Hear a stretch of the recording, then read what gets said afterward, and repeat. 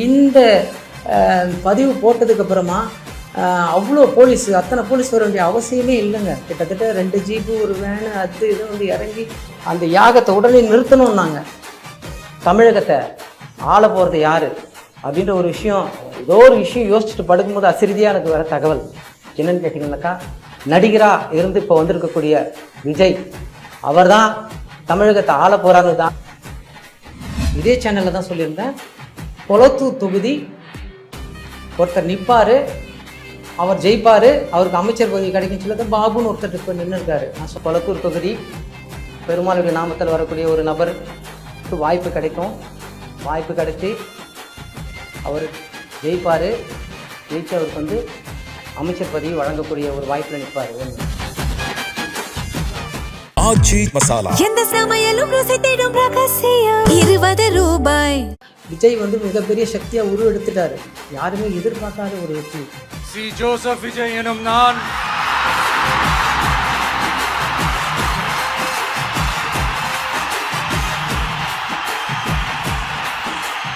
அவருக்கு என்ன கொள்கை இருக்குதுன்னு கேட்குறாங்க.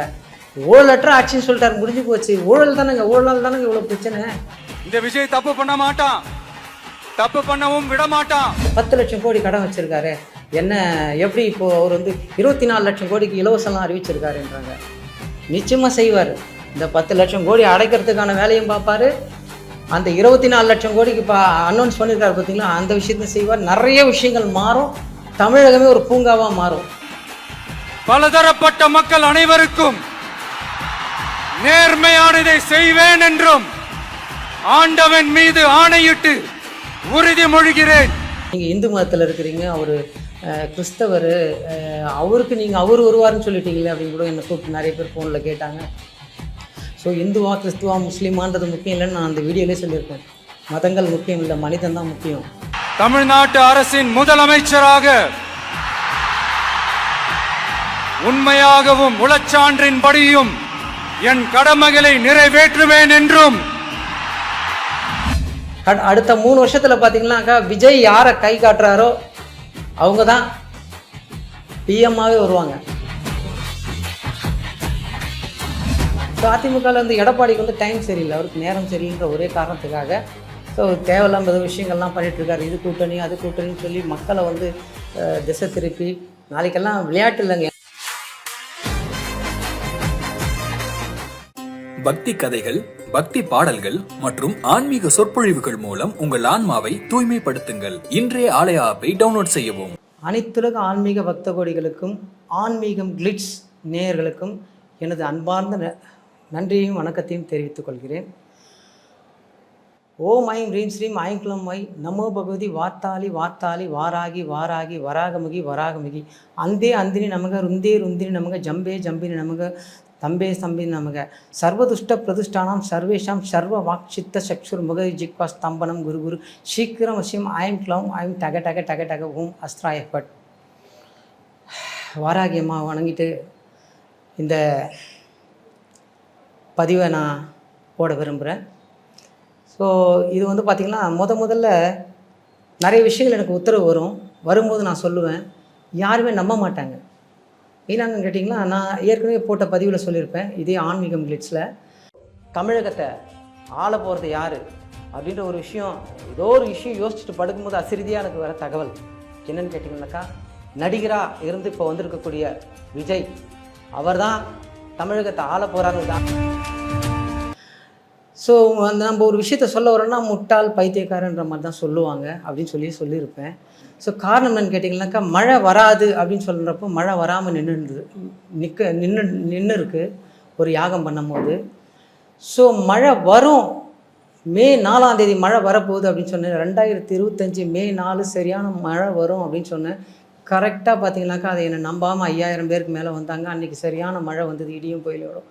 அதே மே 4 2026 மே 4 விஜய் ஆட்சிக்கு வருவார் அப்படின்னு சொல்லியிருந்தோம். இந்த ஆன்மீகம் கிளிட்ஸில் தான். ஏன்னா அது எப்படி தைரியமாக நம்பி போட்டாங்கன்றது எனக்கு தெரியல. ஆனால் பார்த்தீங்கன்னாக்கா இந்த சேனலோட உரிமையாளர் வந்து ரொம்ப நம்பிக்கை நம்ம மேலே, நம்ம அம்பாலே வந்து நம்ம சொல்கிற மாதிரி நிறைய விஷயங்கள் நம்மளை பார்த்துருக்கிறதுனால அன்றைக்கி அந்த பதிவை வந்து வெளியிட்டார். ஸோ ரொம்ப துணிவாக இறங்கி துணிச்சலாக இதுதான் நடக்கும் அப்படின்றத நம்ம இப்படி இல்லாமல் அப்படி இல்லாமல் ரெண்டாங்கட்டாம் சூழ்நிலை இல்லாமல் ஒரே ஒரு தெளிவான முடிவாக இதுதான் நடக்கும்னு சொல்லியிருந்தோம். அடுத்த முதல்வர் விஜய் தான் அப்படின்னு சொல்லியிருந்தோம். அது நடந்துச்சு. ஸோ நீங்கள் இப்போ கூட பார்த்தீங்கன்னாக்கா கூகுளில் போய் அடுத்த முதல்வர் விஜய் வாராகி சித்தர் வாக்கு அப்படின்ட்டு டைப் பண்ணிங்கனாலே வீடியோ வருது. நிறைய பேர் சொல்கிறாங்க அந்த மாதிரி வருதுன்னு சொல்லிட்டு. ஸோ பாருங்கள். இப்போ நம்ம என்ன சொல்ல வரோம்னாக்கா, நாம் உலக நன்மைக்காகவும் உலக மக்கள் நலனுக்காகவும் அந்த இயற்கை அழிவுகளை தடுக்கிறதுக்காக பேரழிவுகளை தடுக்கிறதுக்காக தான் யாகங்கள் ஆரம்பித்தோம். ஸோ ஆரம்பித்து கிட்டத்தட்ட 136 யாகம் பண்ணிட்டோம். 2024 அழிவுகள் வரும்னாங்க, அதை நம்ம தடுத்தோம். 2025 நிறைய அழிவுகளை தடுத்தோம். கிட்டத்தட்ட பார்த்திங்கன்னா 15-20 வருஷமாக பார்த்திங்கன்னா நிறைய அழிவுகள் வந்திருக்கு. நிறைய புயல்கள், நிறைய விஷயங்கள் எல்லாமே அந்த வீடியோவில் நான் சொல்லியிருப்பேன். ஸோ அதை தாண்டி நம்ம அதை தடுக்கிறதுக்கான வேலைகளை நம்ம பண்ணிகிட்டு இருக்கும்போது அவ்வளோ பெரிய உலக அளவில் நடக்கக்கூடிய விஷயங்களை நம்ம பண்ணிகிட்ருக்கோம். ஸோ அப்படி இருக்கும்போது இந்த முதல்வர் ஆக போகிறார்ன்ற ஒரு விஷயம் ரொம்ப நிறைய பேர் கேலி கிண்டல் பண்ணாங்க. நிறைய அந்த வீடியோவில் நிறைய பதிவுகள் போட்டாங்க. நிறைய அவமானங்கள் அசிங்கங்கள் படுற மாதிரி, சாமியார் எப்போது மே 4ஆம் தேதி தூக்கு போட்டுக்குவாரா, மே 4 ஓடி போயிடுவாரா, என்னென்னோ போட்டாங்க. அந்த மாதிரி கேலி கிண்டல் பண்ண கமெண்ட்ஸ் போட்ட அத்தனை மக்களுக்கும் எனது நன்றியை தெரிவித்துக்கொள்கிறேன். ஏன்னா அவங்க அறியாமையில் செஞ்சுருக்காங்க. ஸோ நாம் மிகப்பெரிய சக்தியாக உருவெடுக்க போகிறோம். இப்போ பார்த்திங்கனாக்கா விஜய் மிகப்பெரிய சக்தியாக உருவெடுத்துட்டார். யாருமே எதிர்பார்க்காத ஒரு வெற்றி. ஸோ நம்ம முதல்ல இந்த யாகங்கள் இதுக்காக தான் ஆரம்பித்தோம், நல்லதுக்காக தான் ஆரம்பித்தோம். 136 யாகம் நடத்தும் போது 136வது யாகம் ஜனவரி மாதம் 2025. ஸோ நம்ம 2024 டிசம்பரில் என்னை நிறைய பேர் இன்டர்வியூ எடுத்தாங்க. இது மாதிரி யார் வருவாங்கன்னு கேட்டு. விஜய்க்கு தான் வாய்ப்புன்னு சொன்னேன், அவ்வளோதான். கிட்டத்தட்ட ஒரு 10 சேனலில் ஒரு சோஷியல் மீடியாவில் நான் சொன்னேன். அடுத்த ஒரு 10-20 நாளைக்குள்ளேயே அடுத்த ஒரு யாகம் 136வது யாகம் நடத்த போகிறேன். கிட்டத்தட்ட 60 போலீஸுக்கு மேலே இறங்கி அந்த கோயம்பேட்டில் வாராகி இல்லத்தில் 60 போலீஸுக்கு மேலே இறங்கினாங்க. ஏன்னா ஆல்ரெடி அது நடத்தக்கூடாதுன்னு சொல்லி ஹவுஸ் ஓனருக்கு எனக்கும் கோர்ட்டில் கேஸ் இருக்குது. ஆனால் அது எந்தவித பாதிப்பும் இல்லாமல் இருந்துச்சு. இந்த பதிவு போட்டதுக்கப்புறமா அவ்வளோ அத்தனை போலீஸ் வர வேண்டிய அவசியமே இல்லைங்க. கிட்டத்தட்ட 2 ஜீப்பு ஒரு வேனு அது இது இறங்கி அந்த யாகத்தை உடனே நிறுத்தணும்னாங்க. ஒன்றுமே இல்லாத ஒரு விஷயத்துக்கு நான் அதுக்கப்புறமா தான் துணிஞ்சு இந்த பதிவை நான் போட்டேன். விஜய் தான் வரப்போகிறான்னு சொல்லிட்டு யாருமே நம்பலை. நிறைய பேர் எனக்கு ஃபோன் பண்ணி கேட்க ஆரம்பித்தாங்க. நிறைய கேள்விகள். எப்படி சாமி எப்படியோ ஃபோன் நம்பரை தேடி கண்டுபிடிச்சி இந்த சேனலுக்கு ஃபோன் பண்ணி சேனல்லேருந்து நம்பரை வாங்கி எல்லாம் என் லைனில் வந்தாங்க. நிறைய பேர் பேசினாங்க. விஜய் சம்மந்தப்பட்டவங்களே பேசுனாங்க. எப்படி சாமி சொல்கிறீங்க, எல்லாரும் சொல்கிறாங்க எதிர்கட்சி தலைவராக உட்காருவார், அப்படி இல்லைனாக்கா ஓட்டை பிரிப்பார். இந்த 2 விஷயம் தான் சொல்கிறாங்க எல்லாமே. அதிகபட்சம் 10 சீட்டு வருவார், 40 சீட்டு வருவார்னாங்க. 100லேருந்து 110 சீட்டு வரும். கடைசியாக கூட தன்ராஜ்னு சொல்லிட்டு ஒருத்தர் எனக்கு ஃபோன் பண்ணுறாரு. தன்ராஜ் RS இந்திரான்னு சொல்லிட்டு அவங்க எனக்கு விஜய் ஆஃபீஸ்லேருந்து ஃபோன் பண்ணுறாங்க. சாமி என்ன சொல்கிறீங்க நீங்கள் சொன்னது என்ன, அந்த எலெக்ஷன் ரிசல்ட் அன்றைக்கி முன்னாள் அப்படியே செல்வ பாரதின்னு ஒருத்தர் ஆத்தூர் தொகுதியில் நிற்கிறார். அவரும் ஃபோன் பண்ணுறாரு எனக்கு என்ன நடக்கும்னு. 100லேருந்து 110 நிச்சயமாக வருவாங்கன்னு சொன்னேன். ஸோ எல்லாருமே ரொம்ப அதிர்ந்து போயிட்டாங்க. எப்படி சாமின்னாங்க. இது நாம் சொல்கிறதில்ல, நாம் சொல்லி நடக்கிறதில்ல. இது அம்பாலோட உத்தரவு, அம்பாலோட வாக்கு. அம்பாள் என்ன சொல்கிறாலோ அதுதான் நான் சொல்ல முடியும். சரிங்களா? அப்படி சில விஷயங்கள் சொல்லியிருக்கோம். நிறைய பேர் ஃபோன் பண்ணி நிறைய விஷயங்கள் என்ன கேட்டாங்க. இவருக்கு விஜய்க்கு அரசியல் தெரியாது, என்ன பண்ணுவான்னு சொல்லிட்டு. மக்களுக்கு நல்லது செய்யணும் வந்துட்டாக்கா அரசியல் தேவை கிடையாது. அரசியல் தெரிஞ்சுன்னு அவசியம் இல்லை. ரஜினிகாந்த் சொல்கிறார் அரசியல் ஒரு சாக்கடைன்னு சொல்லிட்டு அதை பார்த்து வாரி பூசிக்க சொல்கிறீங்களா? ஸோ மக்களுக்கு நல்லது பண்ணுறேன்னு வெளியே வந்திருக்காரு. ஸோ இது அரசியல்ன்றது என்னங்க, நரித்தந்திரம் திமுக, ராஜதந்திரம் அதிமுக. ஸோ ஒருத்தர் காரி துப்பிக்கணும், ஒருத்தர் கேவலப்படுத்தணும், அசிங்கப்படுத்திக்கணும், அப்புறம் நாளைக்கு ஒருத்தர் சந்திச்சுக்கணும். இதுதானங்க அரசியல், வேற என்ன? அதனால் அது தெரிஞ்ச அவசியம். நிறைய பேர் கேட்குறாங்க அவருக்கு என்ன கொள்கை இருக்குதுன்னு கேட்குறாங்க. ஊழலற்ற ஆட்சின்னு சொல்லிட்டாரு, முடிஞ்சு போச்சு. ஊழல் தானேங்க, ஊழலால் தானேங்க இவ்வளோ பிரச்சனை. எதனால் இவ்வளோ பிரச்சனை? ஊழல் ஏன் நடக்குது? ஓட்டுக்கு பணம் தராங்க. ஸோ ஓட்டுக்கு பணம் கொடுத்துட்டு அவங்க அந்த பணத்தை சம்பாரிச்சு ஆகணும். ஸோ அப்போது பணம் கொடுத்தா தான் ஓட்டுன்ற மாதிரி ஆச்சு. அதையும் முறியடிச்சிருக்காங்க இந்த முறை. ஸோ பணம் பெரிய விஷயம் இல்லை. பணத்தை தாண்டி சில அன்பும் பாசமும் இங்கே ஜெயிக்குன்றது நான் இன்றைக்கி உணர்ந்தேன். நான் சொன்னேன், அன்றைக்கி போன வீடியோவில் சொல்லியிருந்தேன். இந்த மாதிரி நான் இந்த ஆன்மீகத்துக்கு வந்தது காரணமே எனக்கு வந்து உண்மையான அன்பு இல்லை, பாசம் இல்லை, சுற்றி வந்து துரோகம், ஏமாற்றம், ஸோ இதெல்லாம் இருக்குது. பணம் மட்டும்தான் பேசுது, பணம் மட்டும்தான் நிஜம், பணம் மட்டும்தான் வாழ்க்கை. நம்ம அந்த பணத்தை வந்து தூக்கி அடித்தாங்க இந்த முறை. ஸோ அதனால் அன்பும் வெல்லுன்றதை இன்றைக்கி உணர்த்தியிருக்கிறாரு. இதுக்கப்புறம் நிறைய விஷயங்கள் நடக்க போகுதுங்க. ஏன்னா இப்போ இன்னமும் விஜயை வந்து ஆரம்ப காலத்துலேருந்து போட்டு அழுத்தினாங்க நிறைய விஷயங்களில். ஸோ ஜனநாயகன் நிறுத்துறதுலேருந்து, அப்புறம் இந்த எஸ்ஐஆர்லேருந்து, அப்புறம் மற்ற விஷயங்கள், இந்த கரூரில் இறந்தது 41 பேர் இறந்ததுக்கு சிபிஐ என்கொயரி, அப்புறம் வீட்டிலேருந்து அவமானப்படுத்துறது, வீட்டு விஷயங்களில் எல்லாத்துக்குமே நான் சொல்லியிருந்தேன் நிறைய விஷயங்கள். அது எல்லாத்தையும் தாண்டி வருவாருன்னு சொல்லிட்டு. ஸோ இவ்வளோ அழுத்தி மறுபடியும் பதவியில் உட்கார விடாமல் அழுத்தினாங்க. ஸோ இதெல்லாம் வந்து ரொம்ப மக்கள் மேலே இன்னும் மேலும் மேலும் ஈர்ப்பு தான் உருவாக்குது. ஸோ அதனால் இப்படியே பண்ணிட்டு இருந்தாங்கன்னா 234 தொகுதியிலையும் ஜெயிச்சுட்டு போயிடுவார். ஸோ இதெல்லாம் வந்து பார்த்தீங்கன்னாக்கா மேக்ஸிமம் என்னை பொறுத்த வரைக்கும் அந்த அதிமுக தான் பண்ணிகிட்ருக்குது. ஸோ அதிமுகவில் வந்து எடப்பாடிக்கு வந்து டைம் சரியில்லை, அவருக்கு நேரம் சரியில்லைன்ற ஒரே காரணத்துக்காக ஸோ தேவையில்லாம விஷயங்கள்லாம் பண்ணிகிட்ருக்காரு. இது கூட்டணி அது கூட்டணின்னு சொல்லி மக்களை வந்து திசை திருப்பி, நாளைக்கெல்லாம் விளையாட்டு இல்லைங்க, எனக்கே ஃபோன் பண்ணி சொல்கிறாங்க, ஏங்க சாமிஜி அவங்க 5 வருஷம் கொள்ளையடிக்கிறாங்க, இவங்களுக்கு போட்டு, இவங்க 5 வருஷம் கொள்ளையடிக்கிறாங்க, அவங்களுக்கு போட்டு, கட்சியில் 2 பேரும் ஒன்றா சேர்றேன்னு சொல்கிறாங்க. என்ன சாமினாங்க? அதெல்லாம் நடக்கவே நடக்காது. அப்படி நடந்துச்சுன்னா எந்த கட்சியுமே அப்புறமா இருக்காது. ஸோ அதெல்லாம் வாய்ப்பு இல்லைங்க. அதனால் இனிமேல் ஆட்சி மலரும், நிறைய விஷயங்கள் நடக்க போகுது.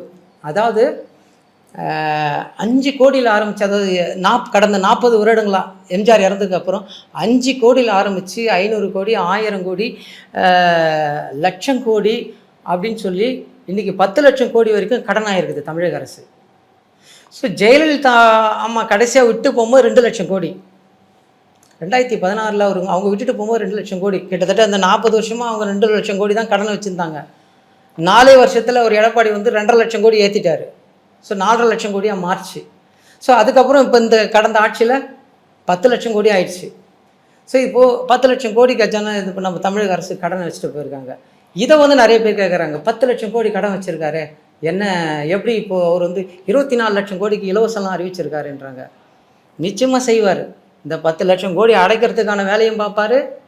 அந்த 24 லட்சம் கோடிக்கு இப்போ அனௌன்ஸ் பண்ணியிருக்காரு பார்த்தீங்களா, அந்த விஷயத்தையும் செய்வார். நிறைய விஷயங்கள் மாறும், தமிழகமே ஒரு பூங்காவாக மாறும். ஸோ அடுத்த 3 வருஷத்தில் பார்த்தீங்கன்னாக்கா விஜய் யாரை கை காட்டுறாரோ அவங்க தான் பிஎம்மாகவே வருவாங்க.